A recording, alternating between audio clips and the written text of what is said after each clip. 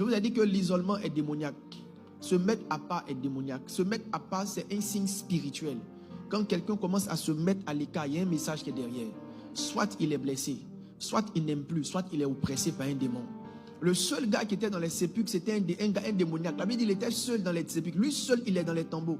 La solitude est le signe souvent qu'on est oppressé par quelque chose. L'envie de ne plus être au milieu d'eux. L'envie de ne plus faire partie d'eux. L'envie de quitter un département. L'envie de quitter une tribu.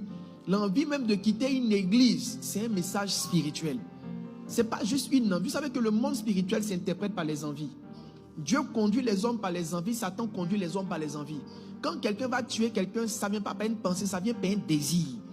Je suivais l'histoire d'un gars, il dit, quand il se réveille, il a envie de tuer. Et quand l'envie de tuer arrive, il tue.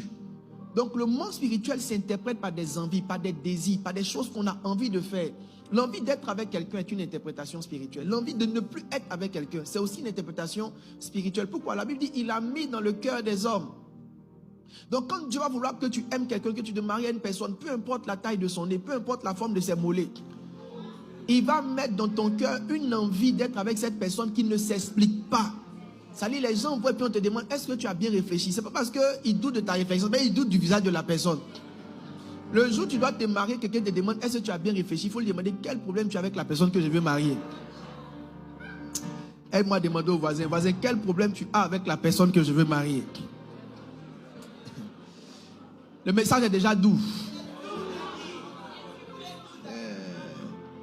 Méfiez-vous de l'envie de vous séparer. Moi, il y a eu des moments dans ma vie où j'ai eu l'envie de me séparer. Mais je bénis Dieu de ne l'avoir pas fait. Parce que j'aurais regretté. Il n'y a aucun environnement là où Dieu te veut. Et Satan va faire en sorte que toutes les circonstances te donnent l'envie d'y être. Généralement, quand Dieu te veut dans un environnement, je ne t'entends pas. Quand Dieu te veut dans un environnement, Satan fait tout pour te faire sortir de là. Augmente tes peu plus, franchement. Aujourd'hui, je vais travailler dans une atmosphère prophétique. Il faut que les cœurs soient guéris. Il faut que les relations soient guéries. Je vous dis la vérité. Si Dieu te veut dans un endroit, à un moment donné, Satan va te donner un ensemble d'arguments pour t'enlever de là.